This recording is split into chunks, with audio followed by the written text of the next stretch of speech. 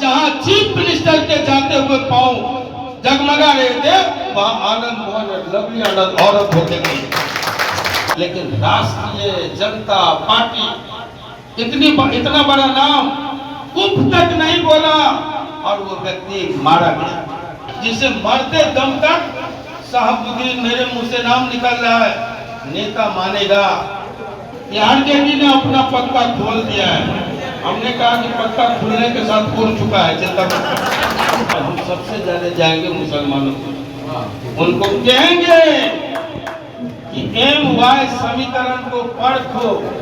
100 seat हमको मिलता है और 49 अगर हम राजपूत को दे देते हैं तो हमसे बड़ा धूर्त राजनीतिक दूसरा कोई नहीं। आनंद मोहन अपनी सरकार में लड़ा है। आनंद मोहन कहने में गुरेज नहीं, विधायक रहते बंदूक उठाया है। लोहना के सवाल पर, फोक्सी के सवाल पर लाखों नौकरी बांटने का दावा करने वाला, खाने के दांत अलग और दिखाने के दांत अलग। शिवहर जाना है आपको तो खून का आंसू रो करके हमारे दरवाजे से लौटे। उन लोगों ने कहा कि हम बीजेपी को वोट नहीं करते, लेकिन हम आनंद मोहन को जरूर वोट करते। हम 100% शिवहर के सांसद बन के आपके सामने होगी। पूर्वी कुशवाहा जाने, लवकुश जाने और जाने नीतीश कुमार जिसने हमको भेजा। सरजीत कुमार जो शिक्षा ये कृषि मंत्री था अगली सरकार में, उनके पिता आप पूछना, उनके हेलीकॉप्टर सहित जिंदा जला दिया था उग्रवादियों ने। आप अल्पसंख्यकों से कहना कि नीतीश कुमार के नियत पर संदेह नहीं करना। दलित और ब्राह्मण न हो, हिंदू और मुसलमान के नाम पर खुराजी न हो, ये हम लोग की गुरुतर जिम्मेवारी है सबों की। M वाले को 2 और Y वाले को 13। आज 26 सीटें, 3 सहनी को और 23 खुद को। स्वाभाविक नेता लालू प्रसाद हैं। हम मरते दम तक, जिंदगी के आखिरी सांस तक लालू हमारे नेता होंगे।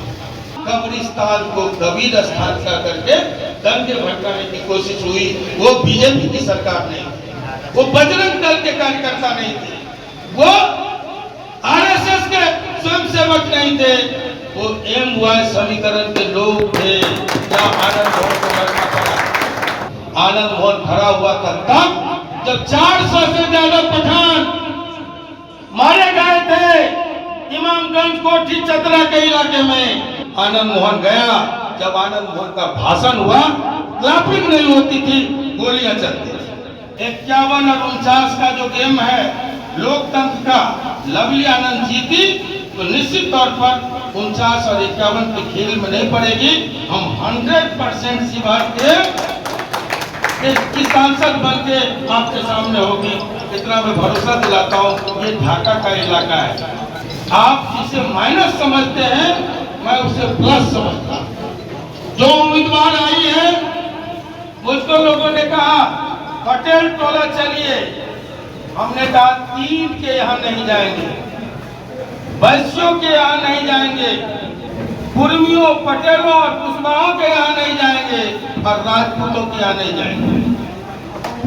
इसलिए वैश्य जाने और जाने मोदी जी और अमित शाह जिसने हमको भेजा है, साफ बात।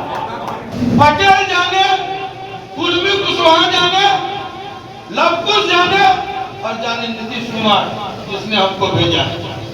राजपूत के यहाँ कहे जाने भाई 16 साल हड्डी गलाने के बाद आए हैं और उनको वनवास के बाद एक अवसर मिला है, या तो तुम जीतो या न तो बागमती में फेंक दो। आनंद मोहन जेल जिंदाबाद, कोई फर्क नहीं पड़ता। इसलिए साथियों मित्रों, हम जाएंगे दलितों के यहाँ, हम जाएंगे अति पिछड़ों के यहाँ, हम जाएंगे मुसलमानों के यहाँ। ये प्लस पॉइंट है। और लाल बाबू जी, बाबा जी तो कहे हैं इसको आपको करना है, बस के आप लोग जाइए। शिवजी भाई के आ जाना, शिवजी भाई के आ जाना, सही कह रहे हैं। हमने कहा ये जो बातें चल रही थी, क्यों प्लस पॉइंट है किसी के आने से हमारा, इसलिए ये सब दुकानें एक सप्ताह पहले उजड़ जाएंगी। हमने कहा अमित शाह और मोदी जी के आने के बाद दुकानें उजड़ेंगी। अभी प्रेस ने कहा कि आरजेडी ने अपना पत्ता खोल दिया है। हमने कहा कि पत्ता खुलने के साथ उड़ चुका है, चिंता खुला नहीं है, उड़ चुका है। हम जाएंगे ब्राह्मणों के यहाँ और हम सबसे ज्यादा जाएंगे मुसलमानों के, उनको कहेंगे कि MY समीकरण को परखो।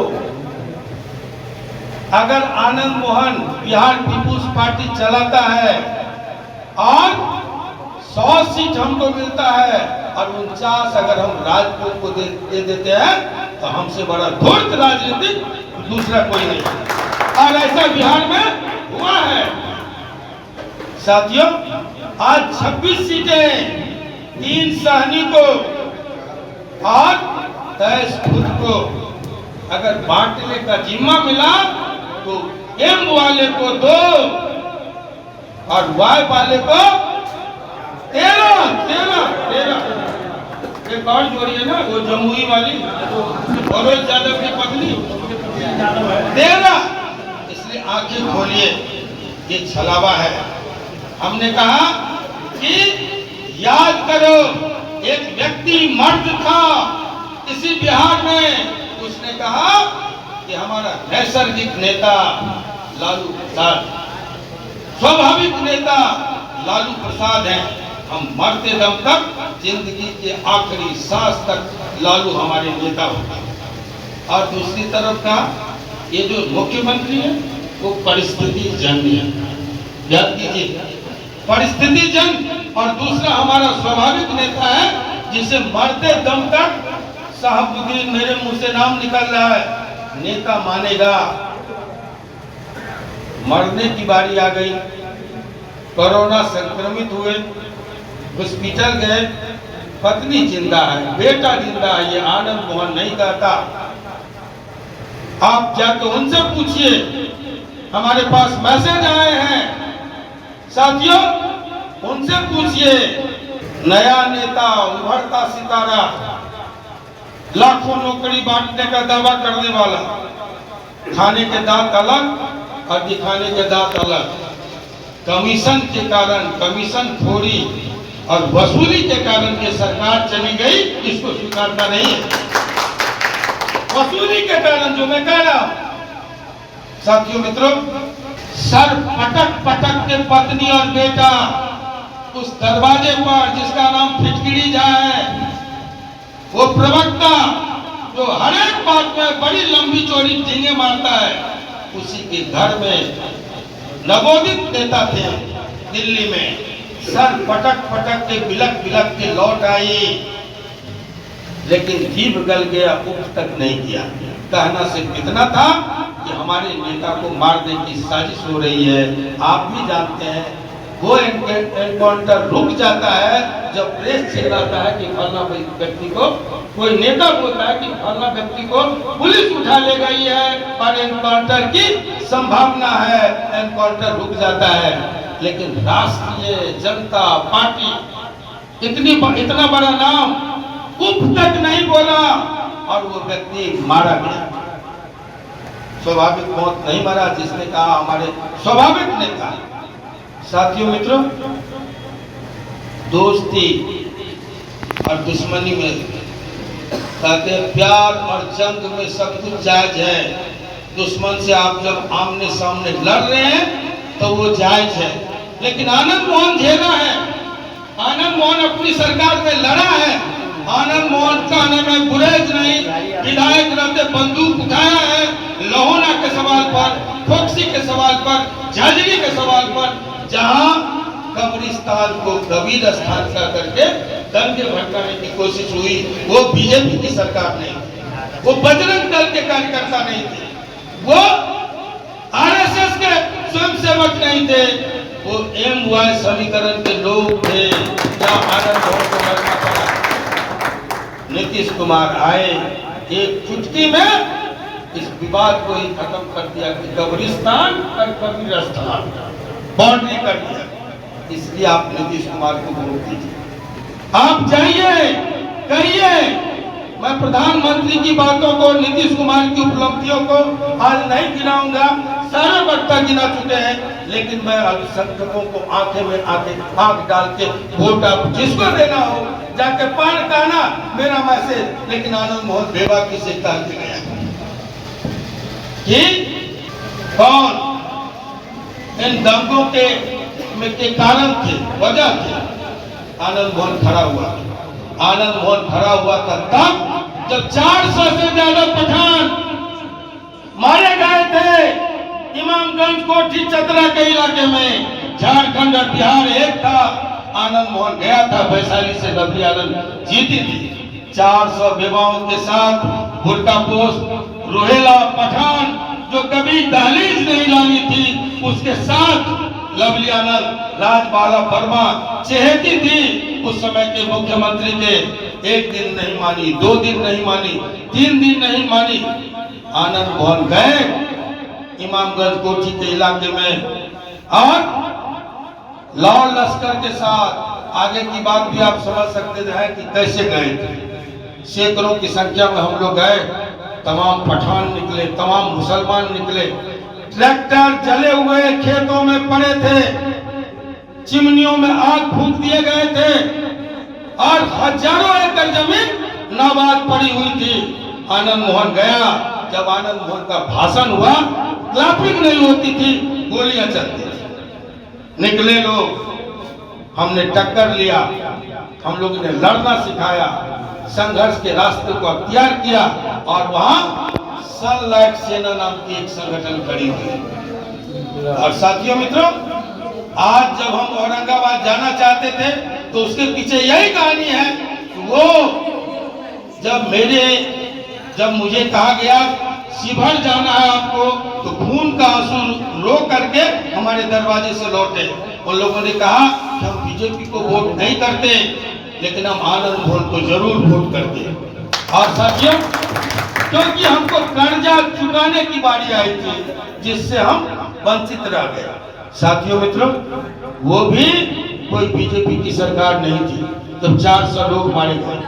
और तब कोई चीफ मिनिस्टर, बहादुर चीफ मिनिस्टर अपने लॉ लश्कर के साथ समीकरण की परवाह भी, जरा सा एक बार चाह भी लेता कि समीकरण के लोग मर रहे हैं, नहीं गया था।